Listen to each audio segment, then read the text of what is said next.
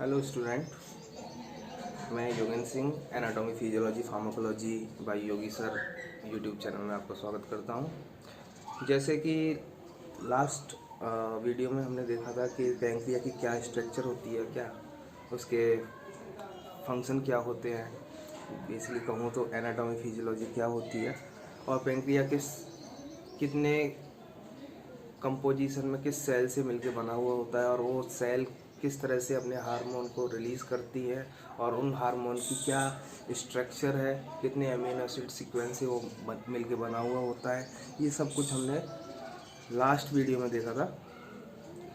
अभी उसी सीरीज को आगे बढ़ाते हुए हम स्टार्ट करते हैं आज का टॉपिक ग्लूकोज सेंसिंग मैकेनिज्म। तो ग्लूकोज सेंसिंग मैकेनिज्म को समझने के लिए हमें सेल मेम्ब्रेन के बारे में समझना जरूरी है। ये सेल मेम्ब्रेन क्या होती है, क्या उसके फंक्शन है, क्या कंपोजिशन है, ये सब कुछ जानना हमें ज़रूरी है। इसको जानना इसलिए ज़रूरी है क्योंकि जब हम कोई डाइट लेते हैं, वो कार्बोहाइड्रेट रिच हो सकती है, वो प्रोटीन रिच हो सकती है, वो लिपिड रिच हो सकती है और कुछ माइक्रोन्यूट्रिएंट्स उसमें इन्वॉल्व होते हैं जो कि हमारे स्टोमक में जाते हैं। स्टोमक में उनका मेटाबॉलिज्म होता है और in the form of glucose और in the form of chemical substance ये एब्जॉर्ब होता है हमारे पोर्टल सर्कुलेशन और सिस्टमिक सर्कुलेशन के अंदर। तो इसे जो कंटेंट है इसको बायोलॉजिकल मेम्ब्रेन को क्रॉस करना पड़ता है। बायोलॉजिकल मेम्ब्रेन जो हमारी सेल मेम्ब्रेन है इसे क्रॉस करना पड़ेगा। कार्बोहाइड्रेट, लिपिड एंड प्रोटीन्स और माइक्रोन्यूट्रिएंट्स जो हैं ये क्रॉस होंगे और सेल को क्रॉस करने के बाद ये हमारे सिस्टमिक सर्कुलेशन में पहुंचेंगे। तो इस सेल मेम्ब्रेन को क्रॉस करना ज़रूरी है इसको सिस्टमिक सर्कुलेशन में पहुंचने के लिए। ठीक है, तो हमें सेल मेम्ब्रेन की नॉलेज होना जरूरी है। सेल मेम्ब्रेन क्या होती है?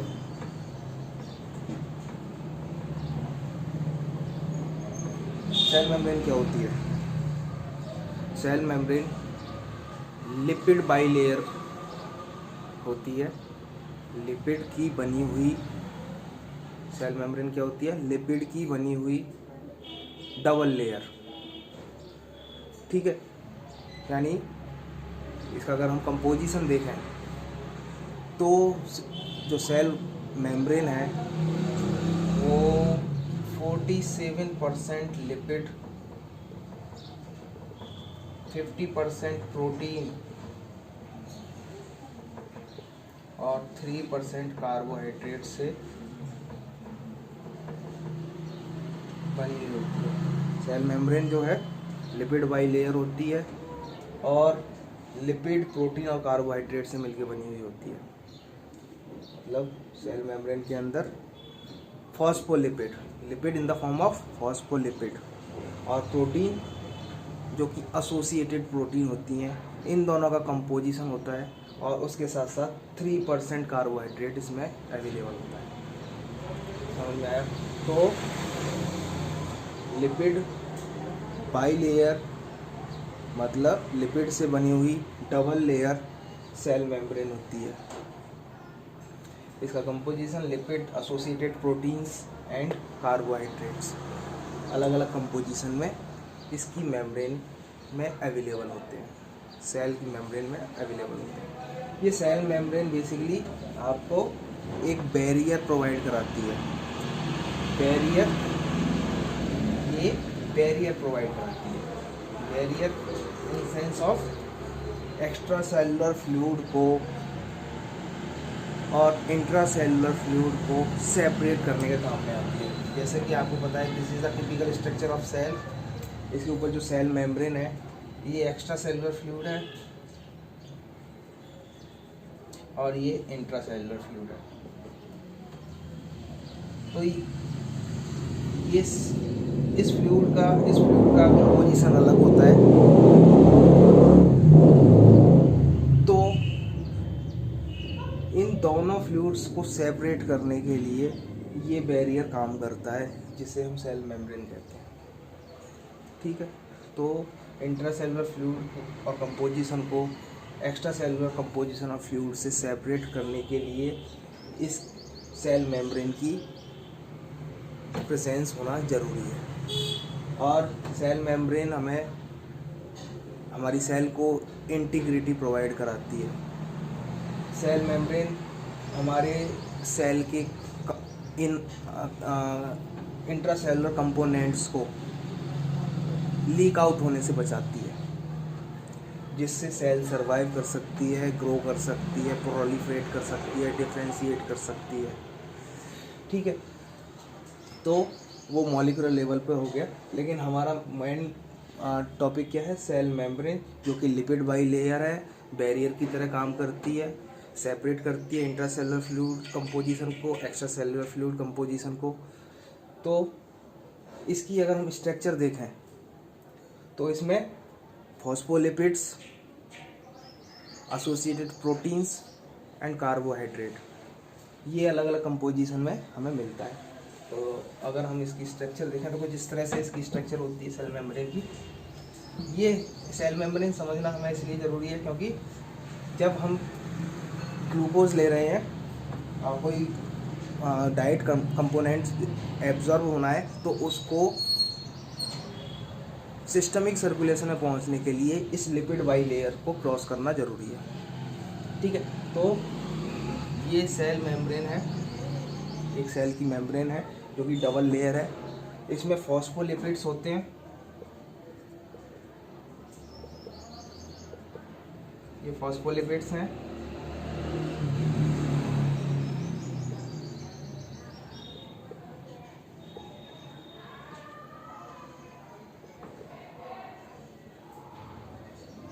तो ये इस तरह की लिपिड कंपोनेंट्स और एसोसिएटेड प्रोटीन्स,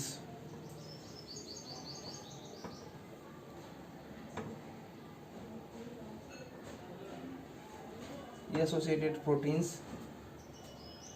इस लिपिड बाई लेयर के साथ होती हैं। ठीक है, तो अगर हम इस लिपिड की स्ट्रक्चर देखें तो ये अपर एंड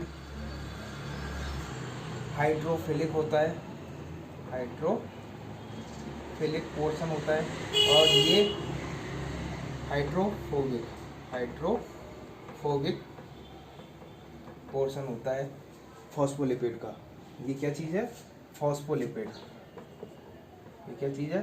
हेड जो है इसका फॉस्फोलिपिड,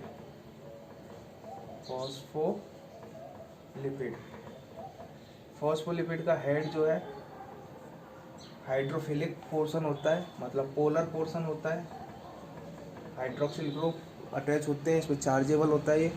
और जो टेल एंड है फॉस्फोलिपिड्स का, ये हाइड्रोफोबिक होता है। ये क्या होता है? हाइड्रोफोबिक। ठीक है, ये टेल एंड सैचुरेटेड और अनसैचुरेटेड लिपिड से बनता है। ये सैचुरेटेड लिपिड भी हो सकते हैं, ये अनसैचुरेटेड लिपिड्स भी हो सकते हैं। ठीक है, तो सैचुरेटेड और अनसैचुरेटेड लिपिड से मिलकर बना हुआ होता है। तो इसका जो आउटर लीफलेट है, इनर लीफलेट है, कुछ इस तरह से अरेंज होता है जिसका, क्योंकि आपको पता है एक्स्ट्रा सेलुलर फ्लूइड के अंदर एक्वस मीडियम है और वाटर में, ऑयल में मिक्स होता है।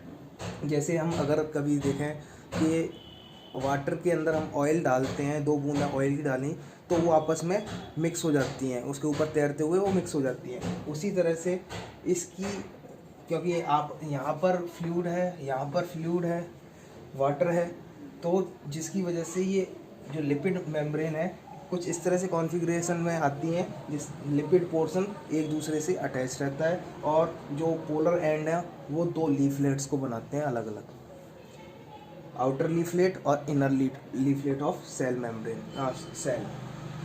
ठीक है, तो आउटर लीफलेट होता है, इनर लीफलेट होता है, और कोर पोर्शन में इसके लिपिड कंटेंट होता है। लिपिड कंटेंट ये सैचुरेटेड और अनसैचुरेटेड दोनों में से कुछ भी हो सकता है। ठीक है, तो ये जो पोर्शन है सेंटर में अवेलेबल होता है। अब इसकी क्या इम्पोर्टेंस है, क्या सिग्निफिकेंस है कि इसकी सिग्निफिकेंस ये है कि जब कभी low molecular weight small molecule और नॉन पोलर मतलब लिपिड सॉल्यूबल कंपोनेंट जो है, सॉल्यूबल कंपोनेंट इस मेम्ब्रेन को इजीली क्रॉस कर जाता है, इस मेम्ब्रेन को इजीली क्रॉस कर जाता है। ये लिपिड बाइलेयर को स्मॉल मॉलिक्यूलर वेट कंपाउंड्स और नॉन पोलर या lipid soluble components substance easily cross कर जाते हैं। जब कभी एक्स्ट्रा सेलुलर फ्लूइड को क्रॉस कराने में से लिपिड कंपोनेंट अगर अवेलेबल है तो वो इजीली विदाउट एनी हिंड्रेंस वो क्रॉस कर जाएंगे इस बाइलेयर को। लेकिन जब कभी लार्ज मॉलिक्यूल है एक्स्ट्रा सेलुलर के अंदर प्रेजेंट है, जैसे सोडियम, कैल्शियम, क्लोराइड, बहुत सारे मिनरल्स जो कि चार्ज होते हैं यानी पोलर होते हैं, पोलर कंपाउंड हैं, पोलर कंपाउंड्स और चार्ज मॉलिक्यूल या फिर हाई मॉलिक्यूलर वेट और हाई मॉलिक्यूलर वेट कंपाउंड, ये इस लिपिड मेम्ब्रेन को क्रॉस नहीं कर पाते। अब ये लिपिड मेम्ब्रेन को क्रॉस नहीं कर पाते हैं, लेकिन ये एसेंशियल कंपोनेंट है सेल की सिग्नलिंग मैकेनिज्म के लिए, तो इनको सेल के अंदर पहुंचना ज़रूरी है। तो सेल को के अंदर पहुंचने के लिए ये किस तरह से सेल के अंदर पहुंचेंगे, यहाँ पर रोल आता है एसोसिएटेड प्रोटीन्स का। एसोसिएटेड प्रोटीन्स जो कि सेल मेम्ब्रेन के 50% कंपोजिशन को बनाती हैं, 50% कंपोजिशन में होती हैं एसोसिएटेड प्रोटीन्स। तो ये एक टनल की तरह होती हैं। जैसे ये प्रोटीन, एक प्रोटीन का मैं एग्जांपल ले रहा हूँ, ये प्रोटीन है जो सेल मेम्ब्रेन पर अवेलेबल है।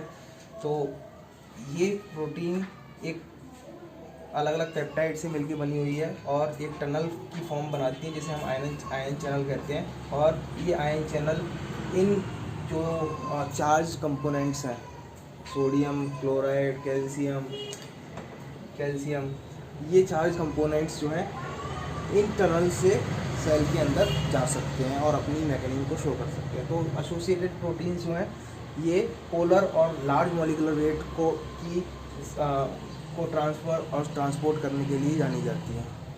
ठीक है, तो लार्ज मॉलिक्यूलर वेट और नॉन पोलर लार्ज और हाई मॉलिक्यूलर वेट और पोलर कंपाउंड्स जो हैं वो इन प्रोटीन्स के थ्रू सेल के अंदर आते हैं। ठीक है, यहाँ तक समझ में आया। अब आगे चलते हैं कि सेल मेम्ब्रेन फॉस्फोलिपिड, ये फॉस्फोलिपिड जो कंपोनेंट है बेसिकली एसिमेट्री शो करता है, आइडेंटिकल नहीं होते हैं ये फॉस्फोलिपिड्स। मतलब जो इसका टेल एंड है ये अलग अलग लिपिड से मिलकर बना हुआ होता है। अपर लीफलेट का जो फॉस्फोलिपिड है इसकी जो लिपिड, इसमें जो लिपिड कंटेंट है वो अलग होता है और लोअर लीफलेट जो है इसका जो लिपिड कंटेंट है वो अलग होता है। मतलब कि ये जो लिपिड है वो फॉस्फेटिडाइल कोलिन भी हो सकता है, फॉस्फेटिडिल कोलिन भी हो सकता है, ये स्फिंगोमाइलिन भी हो सकता है, ये फॉस्फेटिडाइल कोलिन और स्फिंगोमाइलिन, ये कंपोनेंट स्फिंगोमाइलिन भी हो सकता है अपर लीफलेट का। लोअर लीफलेट का जो लिपिड कंटेंट है वो फॉस्फेटिडिल इथेनोलामीन भी हो सकता है और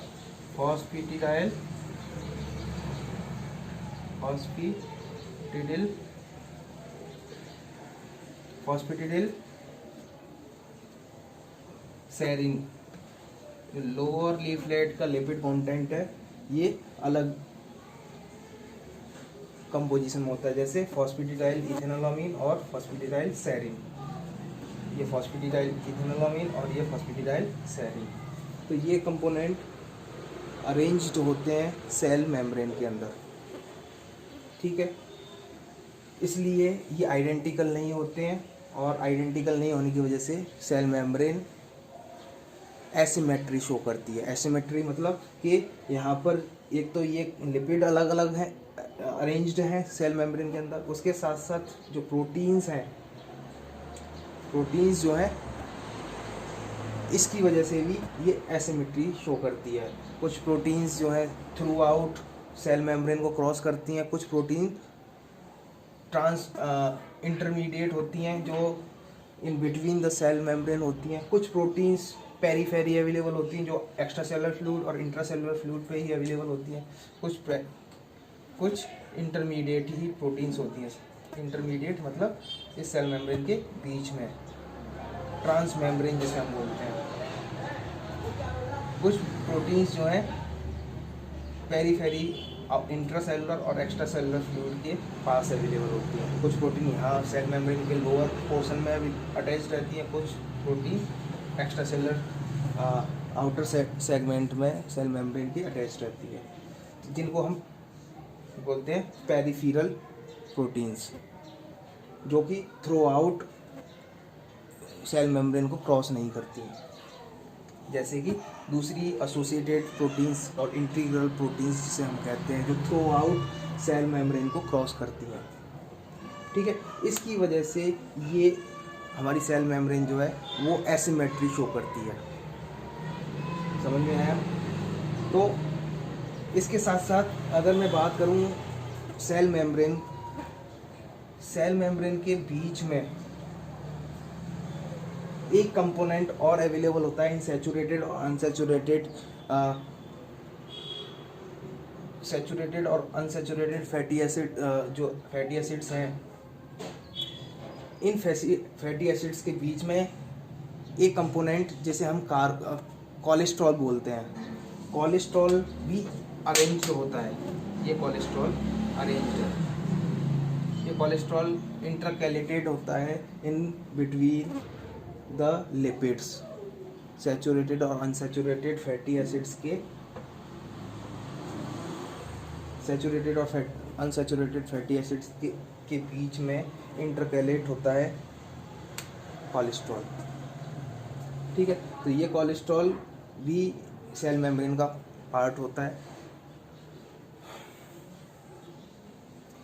तो अब आगे हम चलते हैं कि जब ये कोलेस्ट्रॉल अवेलेबल है यहाँ पर और कुछ फ्लूइड यहाँ पर अवेलेबल है, क्योंकि एक्वस फ्लूइड अवेलेबल है, उसमें से हमारी सेल मेम्ब्रेन फ्लूइडिटी शो करती है। फ्लूइडिटी इज़ अ फिनोमिना जिसमें क्या होता है कि ये स्टेबलाइज नहीं होते हैं, ये फॉस्फोलिपिड स्टेबलाइज नहीं है, एक जगह पे फिक्स नहीं है, ये फॉस्फोलिपिड आगे की तरफ मूव करते रहते हैं, जिसे हम बोलते हैं फिनोमिना सेल मेम्ब्रेन की फ्लूइडिटी फिनोमिना।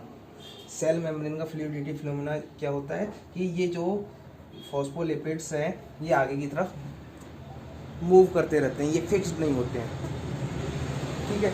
तो इस वजह से ये सेल मेम्ब्रेन जो है फ्लूइडिटी फिनोमिना शो करती है। फ्लूइडिटी फिनोमिना कम भी हो सकता है किन्हीं फैक्टरों की वजह से, और किन्हीं फैक्टरों की वजह से ज़्यादा भी हो सकता है। जैसे अगर मैं यहाँ पर कोलेस्ट्रॉल की कंसंट्रेशन बढ़ा दूँ सेल मेम्ब्रेन के अंदर, तो ये फ्लूइडिटी फिनोमिना जो मूवमेंट है फॉस्फोलिपिड की आगे की फॉरवर्ड डायरेक्शन और बैकवर्ड डायरेक्शन में, ये स्लो हो जाएगी, फ्लूइडिटी कम हो जाएगी, ठीक है। अगर मैं सैचुरेटेड लिपिड्स का कंटेंट बढ़ा दूं तो ये टाइट जंक्शन बना लेगा यहाँ पर, जिसकी वजह से सेल मेम्ब्रेन आगे की तरफ फ्लूइडिटी शो नहीं कर पाएगी। अगर अनसैचुरेटेड, जितने ज़्यादा अनसैचुरेटेड फैटी एसिड्स अवेलेबल हैं उतनी ज़्यादा फ्लूइडिटी होगी। टेम्परेचर भी वन ऑफ द फैक्टर जो कि फ्लूइडिटी फिनोमिना को इंक्रीज़ करता है। हाई टेम्परेचर प्रोटीन को फ्लूइडिटी को बढ़ा देता है। तो ये फ्लूइडिटी फिनोमिना ज़रूरी क्यों है? क्यों ज़रूरी है? फ्लूइडिटी फिनोमेना ज़रूरी इसलिए है क्योंकि सेल मेम्ब्रेन, सपोज कई बार क्या होता है कि सेल मेम्ब्रेन को ग्रो करना होता है। जब हम छोटे होते हैं तो सरफेस एरिया सेल का छोटा होता है, लेकिन जब हम ग्रो करते हैं तो सेल भी ग्रो करती है। सेल ग्रो करती है तो वो सरफेस एरिया जो है वो सरफेस एरिया, सेल ग्रो कर रही है तो सरफेस एरिया बढ़ना चाहिए। तो फ्लूइडिटी फिनोमेना होने की वजह से जो कोलेस्ट्रॉल और फॉस्फोलिपिड्स हैं वो इंसर्ट किए जाते हैं सेल मेम्ब्रेन के बीच में, जिससे सरफेस एरिया बढ़ जाता है। तो अगर फ्लूइडिटी फिनोमेना है तो हमारी जो सेल है वो इस तरह की प्रॉपर्टी दिखाती है, जिसे हम बोलते हैं biogenesis of membrane. Biogenesis during surface area बढ़ जाता है। बायोजेनेसिस ऑफ मेम्ब्रेन मतलब ये सरफेस एरिया का बढ़ना। जब सेल ग्रो कर रही है तो ये कैसे ग्रो कर रही है?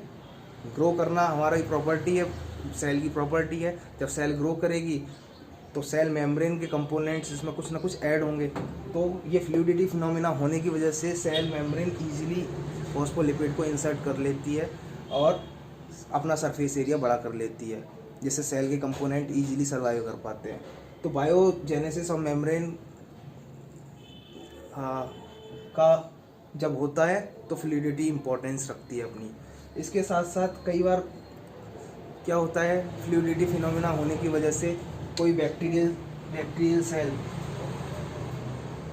आउटसाइड एक्स्ट्रा सेलुलर फ्लूइड में अवेलेबल है, तो सेल मेम्ब्रेन क्या है, इस बैक्टीरियल सेल को फैगोसिटाइज कर देगा। जैसे आरबीसी और डब्ल्यूबीसी जो है इस बैक्टीरियल सेल को एनगल्फ करता है। तो ये एनगल्फ कैसे करता है कि इस बैक्टीरियल सेल इसके पास है और ये सेल मेम्ब्रेन फ्लूइडिटी फिनोमेना होने की वजह से इस सेल को कैप्चर कर लेती है और फैगोसिटाइज कर लेती है और रिसील हो जाती है सेल दोबारा से। तो ये फ्लूइडिटी फिनोमेना होने की वजह से इसको फैगोसिटाइज कर सकती है। इसके साथ साथ exocytosis one of the process जो कि आप सारी सिग्नलिंग मैकेनिज्म में देखने को मिलता है। जो सेल कुछ हार्मोन को सीक्रेट करती है, सेल कुछ हार्मोन कुछ सब्सटेंस को सीक्रेट करती है, तो एक्सोसाइटोसिस प्रोसेस के थ्रू वो सीक्रेट कर सकती है। तो एक्सोसाइटोसिस प्रोसेस में क्या होता है, जो सेल मेम्ब्रेन है और जो वेसिकल है, सेल मेम्ब्रेन और वेसिकल, ये सेल मेम्ब्रेन है और ये वेसिकल है, इसके अंदर कंटेंट भरा हुआ है। तो ये सेल वेसिकल जो है इस सेल मेम्ब्रेन से जुड़ जाती है। इस सेल मेम्ब्रेन से जुड़ने के बाद ये जुड़ती कैसे है, क्योंकि इस वेसिकल के ऊपर वेस्कुलर प्रोटीन्स पाई जाती हैं, जिसे हम सिनेप्टोग्रेविन कह सकते हैं। और सेल मेम्ब्रेन के ऊपर कुछ प्रोटीन्स पाई जाती हैं जिसे हम सिंटैक्सिन बोलते हैं, जो कि आपस में फ्यूज़ करने के काम में आती हैं। सिनेप्टोग्रेविन और सिंटैक्सिन जो प्रोटीन्स हैं, जो कि वेस्कुलर और मेम्ब्रेनल प्रोटीन्स हैं, स्नेयर्स बोलते हैं इसको, स्नेयर प्रोटीन, ये टी टाइप की हो सकती है मतलब मेम्ब्रेन, और बी टाइप की हो सकती है मतलब वेस्कुलर। टी और बी स्नेयर्स मतलब सिनेप्टोग्रेविन और बहुत सारी होती हैं। ऐसे टी स्नेयर मतलब कि सिंटैक्सिन, ये प्रोटीन आपस में फ्यूज़ होती हैं। फ्यूज़ होने के बाद मेम्ब्रेन को अपने तरफ पुल करती हैं और इस वेसिकल को मेम्ब्रेन का पार्ट बना लेती हैं और इसके अंदर जो कंटेंट है वो रिलीज़ कर देती हैं। This is called exocytosis process. तो ये एक्सोसाइटोसिस प्रोसेस, फ्लूइडिटी अवेलेबल है मेम्ब्रेन के लिए, मेम्ब्रेन के अंदर, तो ये एक्सोसाइटोसिस प्रोसेस हमें देखने को मिलती है। ठीक है, तो ये हो गया कुछ बेसिक सेल मेम्ब्रेन का। और सेल मेम्ब्रेन के अंदर अब हम बात करते हैं एसोसिएटेड प्रोटीन्स की, क्योंकि एसोसिएटेड प्रोटीन्स भी बहुत ज़रूरी हैं। एसोसिएटेड प्रोटीन कौन कौन सी तरह की हो सकती हैं?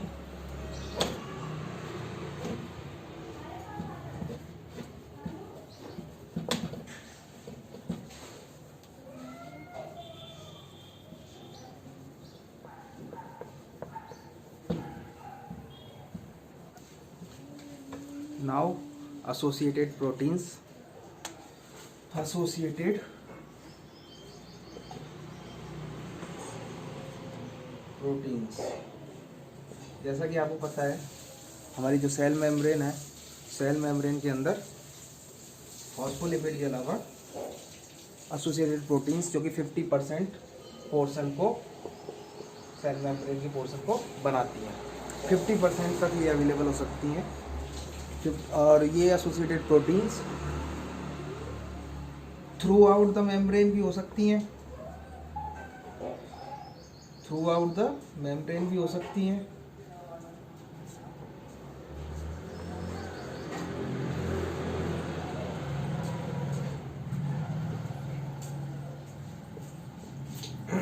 थ्रू आउट भी मेम्ब्रेन भी हो सकती हैं, और ये एक्स्ट्रा सेलुलर लीफलेट और इंट्रा सेलुलर लीफलेट पे भी अवेलेबल हो सकती हैं। तो जो throughout of the cell membrane cross करती हैं वो इंटीग्रल प्रोटीन्स कहलाती हैं। क्या कहलाती हैं? Integral proteins. और इसके साथ साथ जो ट्रांस मेम्ब्रेन भी होती हैं, यानी इन बिटवीन द टू लेयर, ये ट्रांस मेम्ब्रेन, ये भी इंटीग्रल प्रोटीन्स और ट्रांस मेम्ब्रेन प्रोटीन्स कहलाती हैं। लेकिन जो extracellular leaflet outer membrane पे और इनर साइड और इनर लीफलेट जो सेल की मेम्ब्रेन का है, यहाँ पर जो प्रोटीन्स अटैच्ड रहती हैं वो कहलाती हैं पेरिफेरल प्रोटीन्स। ये एक्स्ट्रा सेलुलर भी अवेलेबल हो सकती हैं, इंट्रासेलुलर भी अवेलेबल हो सकती हैं। तो दो तरह की प्रोटीन्स हमारी सेल मेम्ब्रेन पर और सेल मेम्ब्रेन के अंदर पाई जाती हैं, जो कि हमारी 50% कंपोजिशन को बनाती हैं सेल मेम्ब्रेन के। ठीक है, तो ये इंटीग्रल प्रोटीन्स क्या हो सकती हैं? इंटीग्रल प्रोटीन के बारे में बात करें तो इंटीग्रल प्रोटीन्स ये क्यों ज़रूरी है हमारे लिए? जैसा कि आपको पता है जो हाई मॉलिक्यूलर वेट कंपाउंड्स हैं, पोलर कंपाउंड्स हैं, वो मेम्ब्रेन को क्रॉस नहीं कर पाते हैं, वो मेम्ब्रेन को क्रॉस नहीं कर पाते हैं। जैसे एक्स्ट्रा सेलुलर में सोडियम, कैल्शियम, क्लोराइड और भी कुछ मिनरल्स जो कि लार्ज मॉलिक्यूलर वेट के हैं, पोलर कंपाउंड्स हैं। लार्ज मॉलिक्यूलर वेट कंपाउंड्स जैसे एड्रेनलिन एक न्यूरोट्रांसमीटर है और हार्मोन है जो कि लार्ज मॉलिक्यूलर वेट है और चार्ज्ड कंपाउंड है। ये भी लिपिड बाइलेयर को क्रॉस नहीं कर पाता है। तो इस तरह की जो सबस्टांस हैं, लेकिन ये असेंशियल सबस्टांस हैं, सेल की सिग्नलिंग और प्रोसेस के लिए बहुत ही इम्पोर्टेंट सबस्टांस हैं। तो इनको सेल के अंदर कैसे ट्रांसपोर्ट किया जाए, इसके लिए सेल के पास खुद की सेल्फ मैकेनिज्म होती है, सेल्फ प्रोटीन्स अवेलेबल होती हैं जिनकी वजह से ये सबस्टांस अपनी मैकेनिज्म और सिग्नलिंग शो करते हैं। जैसे अगर मैं बात करता हूँ इंटीग्रल प्रोटीन, तो इंटीग्रल प्रोटीन जो थ्रू आउट अवेलेबल है सेल मेम्ब्रेन के साथ, एक्स्ट्रा सेलुलर और इंट्रा सेलुलर डोमेन पे थ्रू आउट क्रॉस कर रही है सेल मेम्ब्रेन को, ये पेप्टाइड चेन से मिलकर बनी हुई होती है। और पेप्टाइड चेन और in the form of tunnel होता है ना, जैसे सुरंग, उसकी फॉर्म में ये होती है। इसमें एक पोर होता है, इस पोर के थ्रू ये पोलर कंपाउंड इजीली क्रॉस कर सकते हैं, मिनरल्स क्रॉस कर सकते हैं, जिनको हम बोलते हैं आयन चैनल बोल सकते हैं। तो आयन चैनल के थ्रू कुछ पोलर कंपाउंड क्रॉस करते हैं सेल मेम्ब्रेन को। इसके साथ साथ कुछ molecular weight compound, high molecular weight compound जैसे इंसुलिन कई पेप्टाइड चेन से मिलकर बना हुआ होता है। 51 अमीनो एसिड्स होते हैं इसके अंदर। पेप्टाइड चेन्स ए और बी दो तरह की पाई जाती है। तो ये इंसुलिन जो है, ठीक है, इंसुलिन जिसका मॉलिक्यूलर वेट 58,800 5808 मॉलिक्यूलर वेट होता है इसका। 5808 मॉलिक्यूलर वेट मतलब हाई मॉलिक्यूलर वेट और लार्ज पेप्टाइड कंपाउंड जो कि सेल मेम्ब्रेन को क्रॉस नहीं कर सकता है, सेल मेम्ब्रेन को क्रॉस नहीं करता है। तो इसके पास इसकी सिग्नलिंग के लिए सेल मेम्ब्रेन के पास एक स्पेशलाइज्ड प्रोटीन है जो कि सेल को क्रॉस करती है, सेल में सिग्नलिंग प्रोड्यूस करती है। जैसे एक प्रोटीन है जो थ्रू आउट सेल की सरफेस पे ये अल्फा कंपोनेंट है, डाइसल्फाइड बॉन्ड से आपस में जुड़े हुए होते हैं। ये बीटा कंपोनेंट है।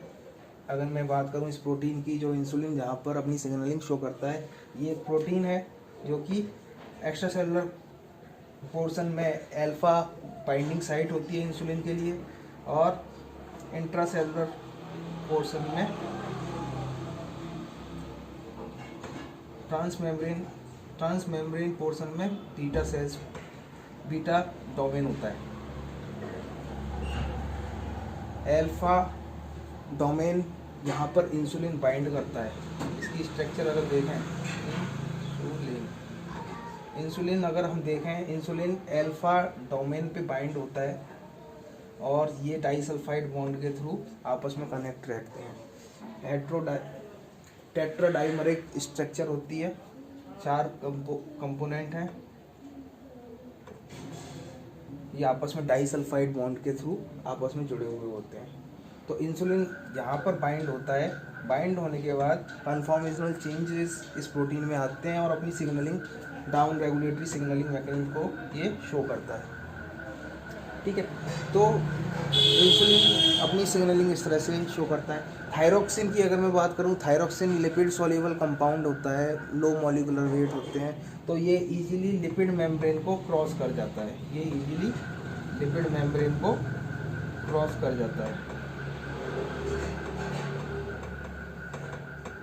ये लिपिड को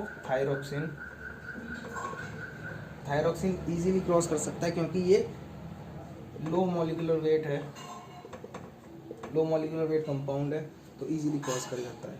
जबकि इंसुलिन, इसके लिए स्पेशलाइज्ड प्रोटीन चाहिए और अपनी सिग्नलिंग को शो करने के लिए। ऐसे ही अगर मैं बात करूं, एक प्रोटीन है जो कि 7 बार 7 टाइम सेल मेम्ब्रेन को क्रॉस करती है। 1 2 3 4 5 6 1 2 3 4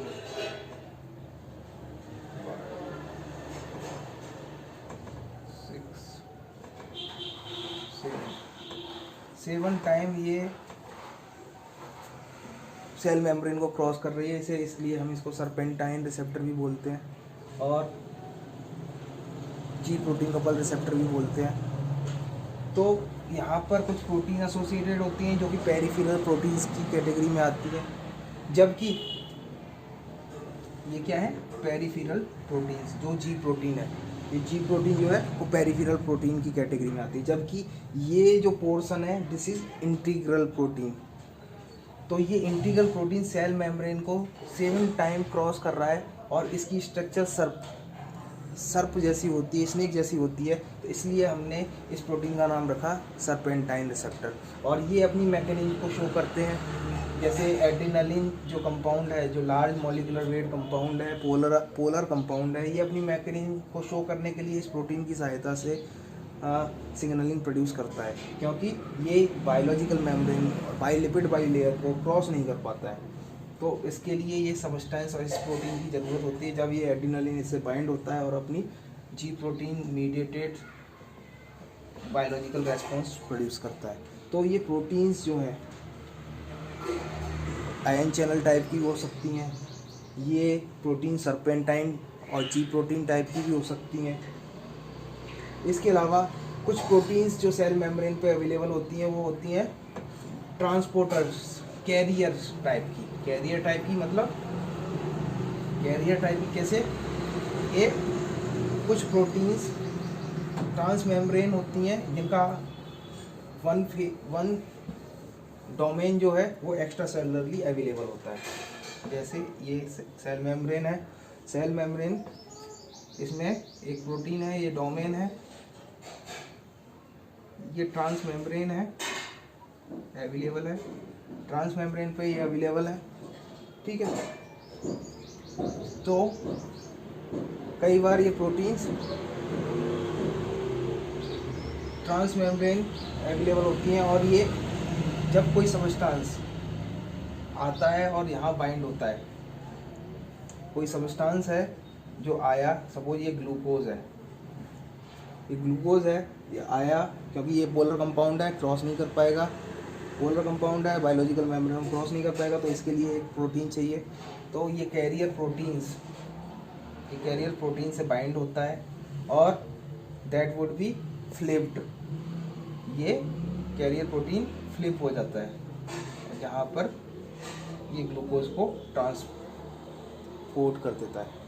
तो इस तरह से ग्लूकोज बायोलॉजिकल मेम्ब्रेन के और कुछ सब्सटेंस बायोलॉजिकल मेम्ब्रेन को क्रॉस करते हैं, और ये इस तरह की जो प्रोटीन्स होती हैं वो ट्रांसपोर्टर्स कहलाती हैं या कैरियर्स कहलाते हैं। जैसे in case of glucose, GLUT type proteins जो ग्लूकोज को बायोलॉजिकल मेम्ब्रेन को क्रॉस करने के लिए जाने जाते हैं। और in case of glucose another transporter protein जैसे SGLT sodium glucose link transporter और सिंपली सोडियम ग्लूकोज ट्रांसपोर्टर, ये SGLT और glucose transporters, SGLT glucose transporter,